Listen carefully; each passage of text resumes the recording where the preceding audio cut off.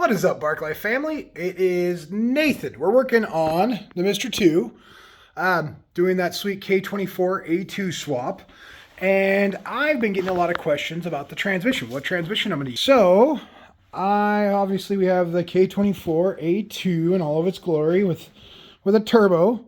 But the next question is, do I go with a Acura transmission, Honda transmission, or do I go with that sweet E153 that this MR2 has?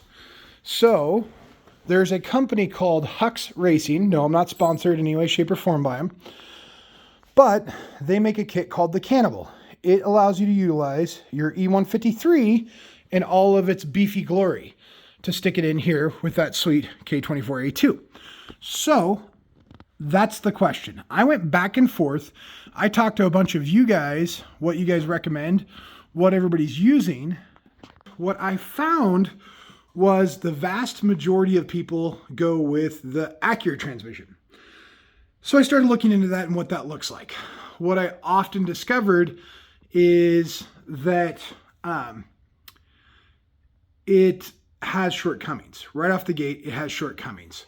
And what I mean by that, in stock form, with all the traction being as though the MR2's mid-engine rear-wheel drive, you have an exceptional amount of traction. Like an insane amount of traction. And so the problem with that is you end up getting too much traction for that K series, which, you know, if you're turning up the boost or getting any kind of boost into it, even on a front wheel drive like an RSX, TSX, whatever, the Honda transmissions can't take the power. I know a lot of people are gonna be grumpy about that, whatever. The MR2 transmission, however, the E153, especially off of a later generation, so mine's off of a revision 3 MR2 from Japan. Later revisions were supposedly even stronger, better synchros, all these things.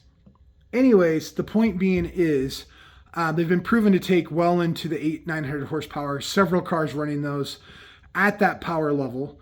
The only Achilles heel was, trying to find a clutch. I ended up getting a twin disc, which the next video I post, I'm going to do a full-length video talking about which clutch I chose, why, and let you guys know what I think about it. But anyways, I decided that because of the limitations on the K series, I wanted something that was, with the E153, the axles, you just upgrade the cages on them, and they're good for a good amount of power.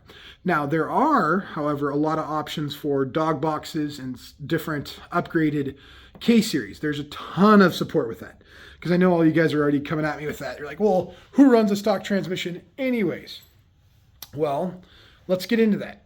So just the dog box, just starting out, you're looking at between $4,000 and $5,000, which isn't a bad thing.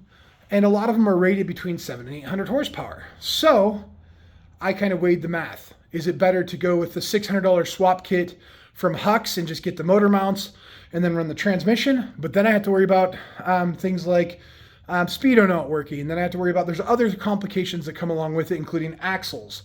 And a lot of different stuff. So since I already had this E153, it's low mileage, it's in great shape, the fluid looks great, I opted for the E153.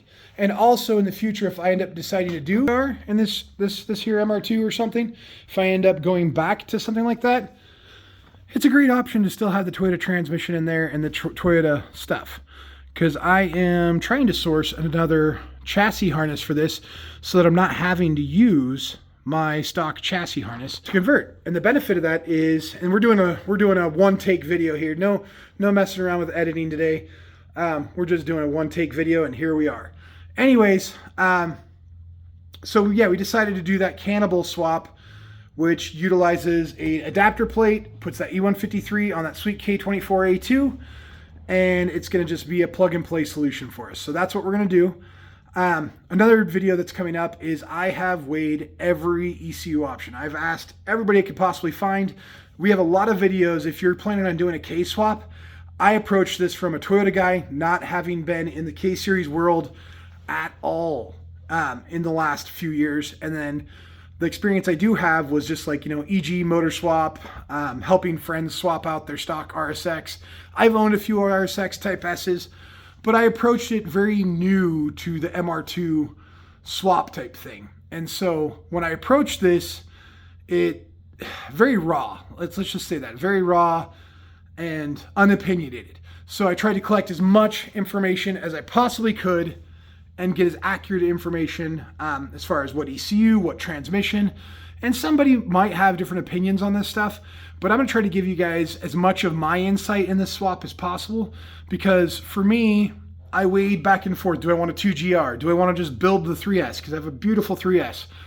And a lot of people are mad at me for not going 3S because it was already in here. I could have just thrown rods and pistons in it, big turbo, some injectors, blah, blah, blah, blah, blah.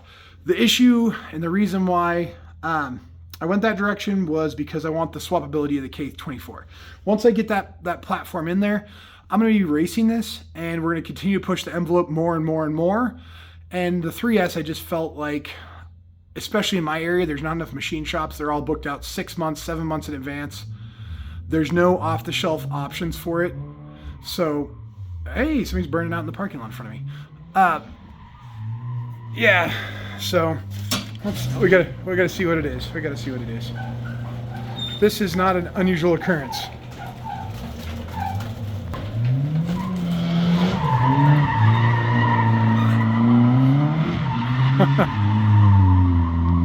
Is that an Evo? That's an Evo.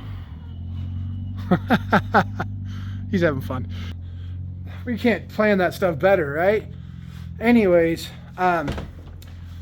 we're in the process of... He said, why is that guy recording me?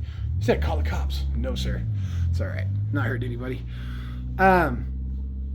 Anyways, we were talking about the K24. Sorry, a little bit of a brain freeze there. I got all-wheel drive donuts over there. The K24 just brought a lot more to the table as far as able to swap it out, move on, and if anything blows up, which it will, you're racing, stuff's gonna blow up. It gives me the option to immediately be back in the game. So that is a really good thing, because 3S GTE blows up and I got rods and pistons in it, you're talking 2 months. My race season's over. K24, I can literally go to the engine importer right next to me, grab a new engine, we're back up and rolling. Same with the E153, I'm buying a backup, so we'll have 2 of those on hand. It'll break, I know it will. We're going to be abusing it, we're going to be doing drag racing, we're going to be doing autocross. It'll break, it doesn't matter if it was a 1,000 horsepower dog box, eventually it breaks. That's just the nature of racing and pushing the envelope. I'm not a rich guy, but I'm gonna strategize and try to make this as able to be continue running as possible, as reliable as possible. This first season we're going to go a little more mild, and we're just going to keep pushing it more and more as the season goes on. But yeah, we're going to discuss standalone, we're going to discuss what turbo we went with, we're going to discuss all those things. But yeah, I wanted to let you guys know I did decide to go E153 with Cannibal. Hux got back to me today.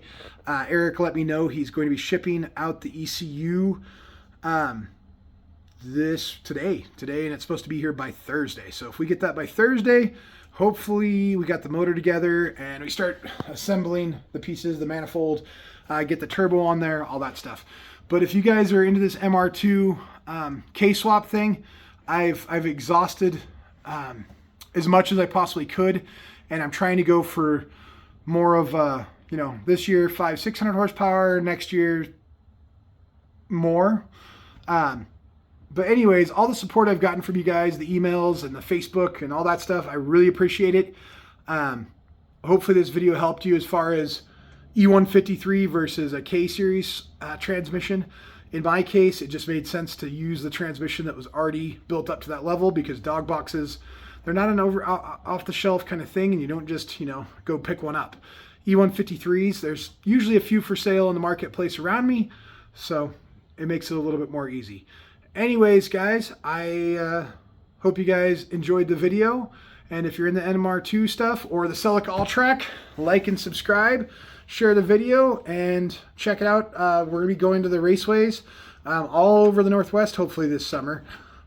Getting some seat time in this car and see what we can't do. Stay tuned, guys.